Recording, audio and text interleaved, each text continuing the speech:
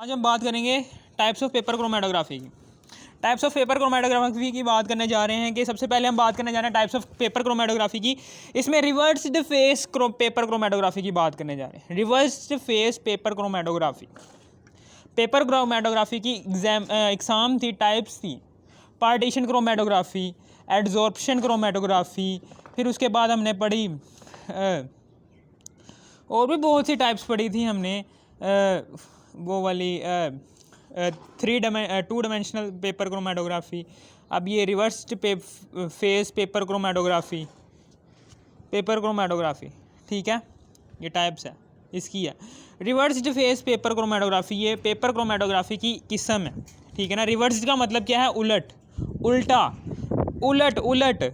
Reversed का मतलब क्या होता है? उलट, उलट, ठीक है ना, समझ आ गई।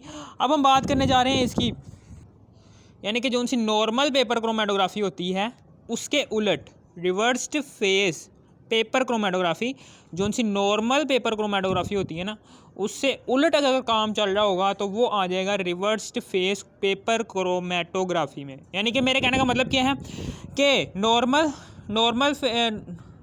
नॉर्मल पेपर क्रोमेटोग्राफी ये है और रिवर्स्ड फेस पेपर क्रोमेटोग्राफी ये। नॉर्मल पेपर क्रोमेटोग्राफी और रिवर्स्ड फेस क्रोमेटोग्राफी, ठीक है, ये है।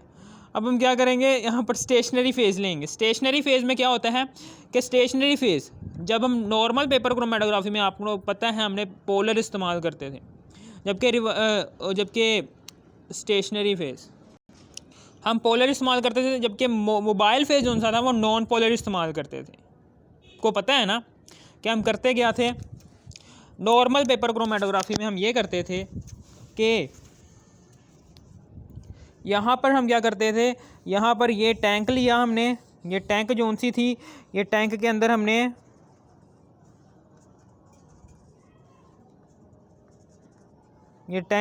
हमने क्या डाला है? नॉन पोलर सॉल्वेंट डाला है, इसके अंदर फिल्टर पेपर डाल दिया,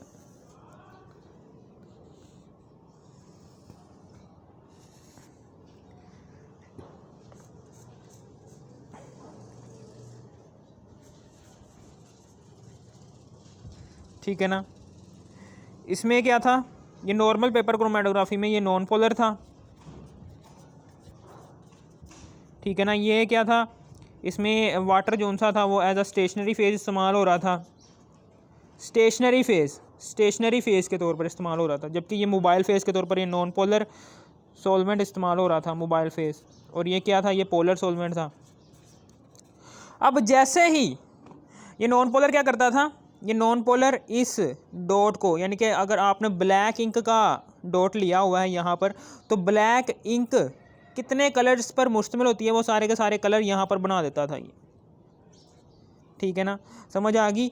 यानी कि जिसकी नॉन पोलर, ये मेरी बात ज़रा ध्यान से सुनना, कि जिस कंपोनेंट की अट्रैक्शन नॉन पोलर सॉल्वेंट, यानी कि नॉन पोलर सॉल्वेंट जो मोबाइल फेज़ के तौर पर ऊपर की तरफ जा रहा है उससे ज़्यादा होगी ना, वो ज़्यादातर कंपोनेंट्स ऊपर रहेंगे।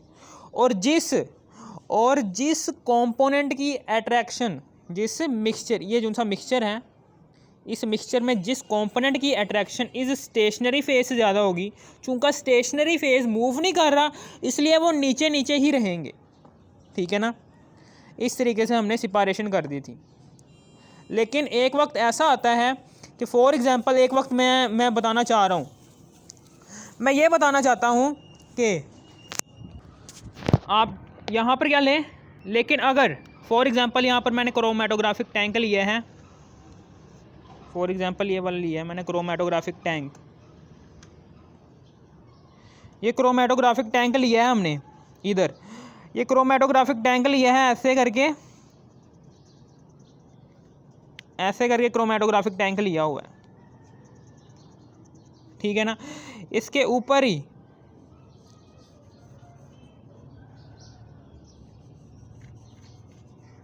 यहाँ पर करके मैंने फ़िल्टर पेपर लटकाया हुआ है ऐसे करके,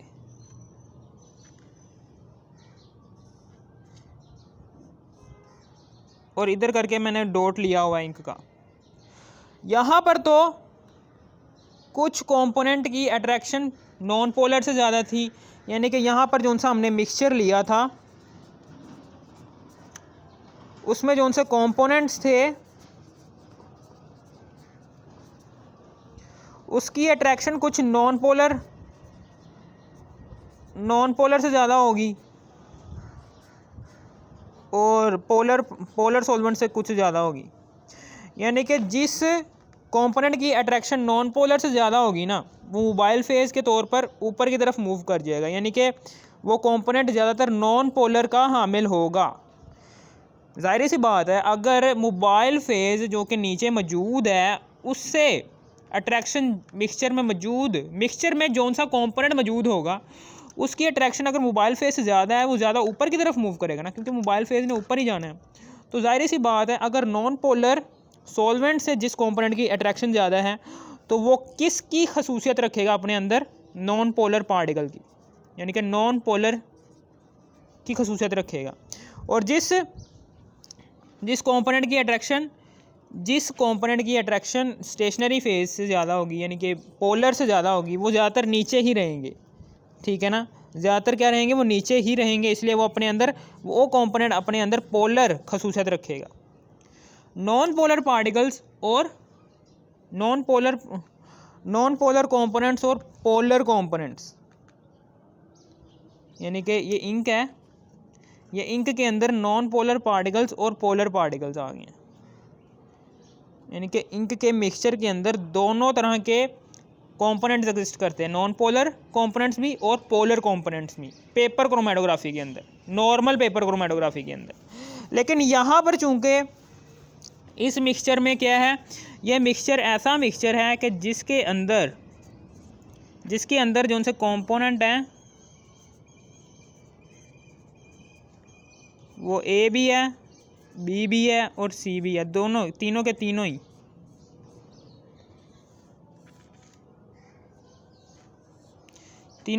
ही क्या है? नॉन पोलर हैं। तीनों के तीनों कंपोनेंट्स ही नॉन पोलर हैं। ठीक है ना, मिक्सचर के अंदर जितने भी कंपोनेंट्स एग्जिस्ट कर रहे हैं वो सारे के सारे नॉन पोलर हैं। मिक्सचर के अंदर जितने भी कंपोनेंट्स एग्जिस्ट कर रहे हैं, A B C, 3 component exist कर रहे हैं इस मिक्सचर के अंदर, वो सारे के सारे क्या है? नॉन पोलर हैं। और नीचे भी क्या है? नॉन पोलर सॉल्वेंट है। अब ज़ाहिर सी बात है, ये नॉन पोलर सॉल्वेंट सारे के सारे कंपोनेंट्स को ही ऊपर की तरफ ले जाएगा। जब ये ऊपर की तरफ मूव करेगा ना, तो ये सारे के सारे कंपोनेंट्स ऊपर की तरफ जाएंगे। ठीक है ना, इसमें से कोई भी कंपोनेंट अलग नहीं होगा। ये नॉन पोलर है, इसके अंदर क्या है? ये पोलर है। ये नॉर्मल पेपर क्रोमेटोग्राफी की बता रहा हूँ मैं। ये पोलर सॉल्वेंट के तौर पर यहाँ पर H2 है फॉर एग्जांपल। मोबाइल फेज़ है, ये मोबाइल फेज़ कह रहा हूँ, स्टेशनरी फेज़ है ये। ठीक है ना, क्योंकि ये रुका हुआ है। और यहाँ पर ये नॉन पोलर है। ये नॉन पोलर हमने फॉर एग्जांपल CCl4 लिया हुआ है। ठीक है ना, और ये क्या है? ये मोबाइल फेज़ के तौर पर एक्ट कर रहा है। ना, ये क्या करेगा? सारे के सारे नॉन पोलर कंपोनेंट्स को ऊपर की तरफ ले जाएगा और कोई भी कंपोनेंट अलग नहीं हो पाएगा। तीनों के तीनों कंपोनेंट्स ऊपर की तरफ मूव कर जाएंगे मोबाइल फेज़ के साथ, और कोई भी कंपोनेंट अलग नहीं होगा, क्योंकि non polar like dissolves like होते हैं। नॉन पोलर में हल हो जाएंगे, नॉन पोलर में हल हो जाएगा, और ये जो उनसे हल हुए कंपोनेंट्स होंगे इस मिक्सचर के, वो भी ऊपर की तरफ मूव कर जाएंगे इसी मोबाइल फेज़ के साथ, और कोई भी कंपोनेंट यहाँ पर अलग नहीं रहेगा। ठीक है ना, समझ आ गई है? ठीक है, समझ आ गई। अब इसी मसले को हल करने के लिए हमने रिवर्स्ड फेस पेपर क्रोमेटोग्राफी ईजाद करवाई, ताकि जो उनसे नॉन पोलर कंपोनेंट्स हैं इस मिक्सचर के अंदर वो आसानी से अलग अलग हो सकें।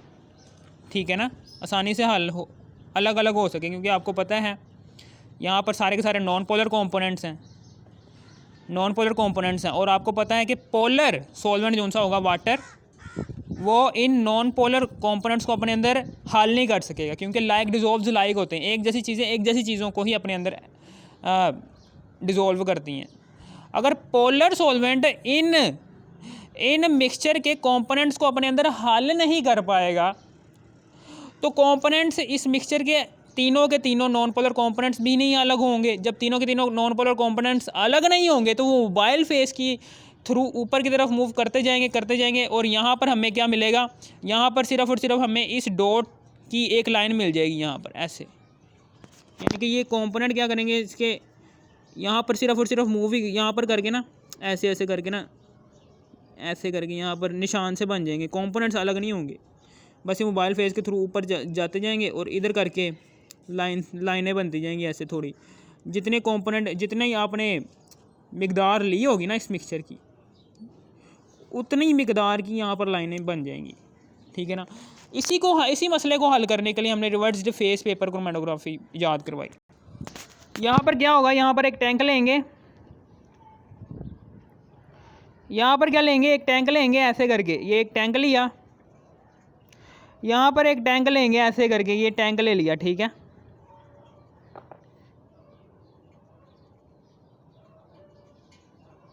ये टैंक ले लिया। इस टैंक के अंदर से, इस टैंक के अंदर ऑयल हैं, ऑयल 3 किस्म के ऑयल हैं। एक पैराफिन है, एक सिलिकॉन है और एक क्या है, पैराफिन है और एक सिलिकॉन है और एक ऑलिव ऑयल यानी कि जैतून का तेल। इन तीनों ऑयल्स में से कोई सा भी ऑयल आप इस्तेमाल कर सकते हैं। आप क्या करें, यहाँ पर फिल्टर पेपर लें,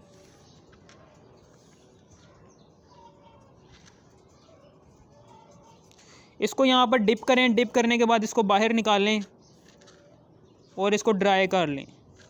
यानी कि फिल्टर पेपर को हमने तेल के अंदर डिप किया, तेल के अंदर डिप करने के बाद इसको बाहर निकालने के बाद इसको ड्राई करेंगे। इसको ड्राई करने के बाद आप क्या करेंगे, ये ड्राई करने के बाद यहाँ पर लाइन सी बन जाएंगी। अब यहाँ पर स्टेशनरी फेज़, यहाँ पर जब आप ड्राई करेंगे ना तो ये ऑयल, फॉर एग्जांपल सिलिकॉन का ऑयल था, फॉर एग्जांपल पैराफिन ऑयल था, पैराफिन ऑयल को जैसे ही फिल्टर पेपर पर आप ड्राई करेंगे तो इसकी लाइंस बन जाएंगी ऊपर। ये क्या करेंगी, ये एज अ स्टेशनरी फेज़ यहाँ पर यूज़ हो गया। ये क्या हो गया, ये स्टेशनरी फेज़ के तौर पर अब इस्तेमाल होगा। ये स्टेशनरी फेज़ के तौर पर, स्टेशनरी फेज़ के तौर पर ये क्या होगा, ये इस्तेमाल होगा। स्टेशनरी फेज़ के तौर पर अब ये इस्तेमाल होगा, स्टेशनरी फेज़ के तौर पर अब ये इस्तेमाल होगा। अब हम क्या करेंगे, अब हम एक सैंपल लेंगे जिसके मिक्सचर को हमने अलग करना है। यानी कि ये सैंपल सोल्यूशन है, ये सैंपल सोल्यूशन है कि जिसके अंदर सारे के सारे मिक्सचर हैं। मिक्सचर ये एक ऐसा मिक्सचर है कि जिसके अंदर सारे के सारे जो उनसे कंपोनेंट्स हैं, जिसके अंदर सारे के सारे कंपोनेंट्स जो उनसे हैं वो A B C सारे के सारे जो उनसे कंपोनेंट्स हैं वो क्या है, नॉन पोलर हैं।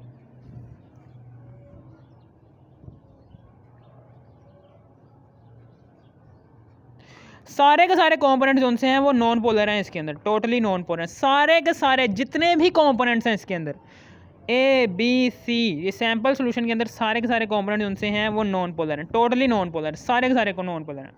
अब हम क्या करेंगे, अब हम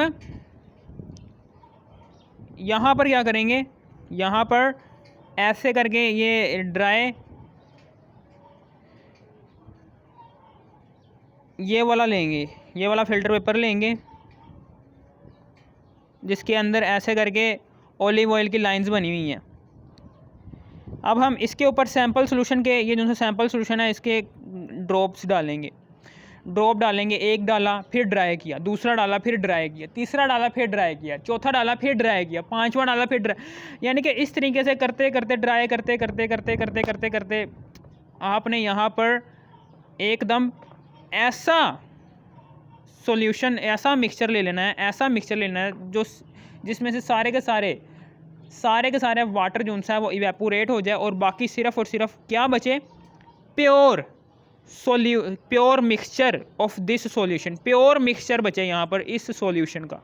बाकी सारा का सारा जो सा पानी है वो ड्राई होकर दफ़ा हो जाए यहाँ से। ठीक है, अब हम क्या करेंगे, मैं आपको दोबारा से बता देता हूँ। अब हम क्या करेंगे कि इधर अब हम क्या करेंगे कि यहाँ पर अब हम ये सॉल्यूशन लेंगे, यहाँ पर ऐसे करके एक इधर करके यहाँ पर क्या करेंगे, यहाँ पर करके ये एक फ़िल्टर पेपर लटकाएंगे।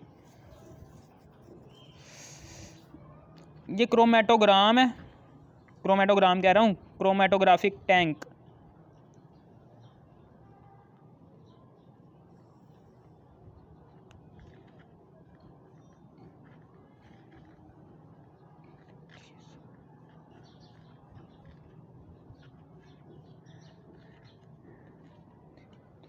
अब हम क्या करेंगे इसके अंदर, अब हम इसके अंदर क्या लेंगे, इसके अंदर नॉन पोलर सॉल्वेंट लेंगे।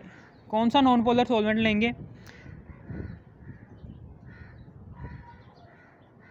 ये पोलर सॉल्वेंट लेंगे, सॉरी,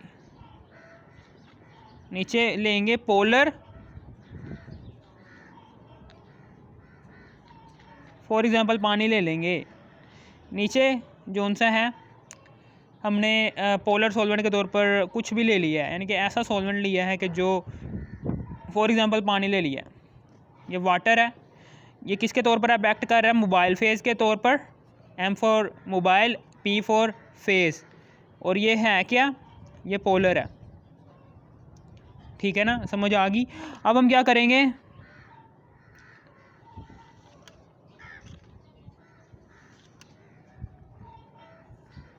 यहाँ पर करके एक इंक का कतरा डालेंगे, ऐसे करके इंक का कतरा कह रहा हूँ, इसी को यहाँ पर, ये फ़िल्टर पेपर है, इसको हम यहाँ पर लटका देंगे। ठीक है ना,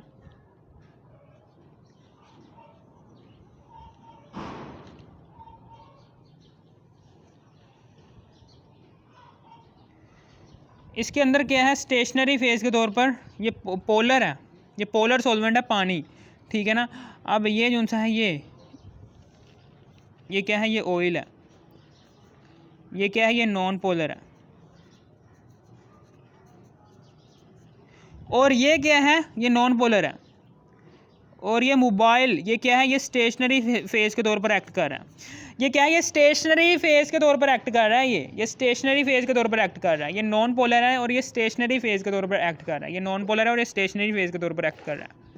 आपने हमेशा याद रखना है कि स्टेशनरी फेज़ और मोबाइल फेज़, इन दोनों की पोलैरिटी मैच नहीं करनी चाहिए। इन दोनों की पोलैरिटी इसलिए नहीं मैच करनी चाहिए ताकि जो उनसे मिक्सचर के कंपोनेंट्स हैं वो सेपरेट हो सकें। मिक्सचर के कंपोनेंट सेपरेट, अलग अलग हो सकें, एक दूसरे में मिक्सअप ना हो। जिस कंपोनेंट की अट्रैक्शन मोबाइल फेज़ वाले सॉल्वेंट से ज़्यादा होगी वो ऊपर की तरफ मूव कर जाएंगे, और जिस कंपोनेंट की अट्रैक्शन स्टेशनरी फेज़ के सॉल्वेंट से ज़्यादा होगी, स्टेशनरी फेज़ के इस नॉन पोलर सॉल्वेंट से ज़्यादा होगी, वो नीचे ही रह जाएंगे। ठीक है ना, समझ आ गई। अब हम इसको अलग अलग करना शुरू करेंगे। ठीक है ना, अब क्या करेगा, ये जो सा पोलर है, ये पोलर सोल्यूशन हमने जो सा लिया हुआ है, ये ऊपर की तरफ मूव करना शुरू हो जाएगा। जैसे ही ऊपर की तरफ मूव करना शुरू हो जाएगा ना, तो ये इसके कंपोनेंट्स बनना शुरू हो जाएंगे। ऐसे 1 2 3 कंपोनेंट्स बन जाएंगे इसके 3 कंपोनेंट्स बन जाएंगे। कितने कंपोनेंट्स बन जाएंगे? 3 कंपोनेंट्स बन जाएंगे।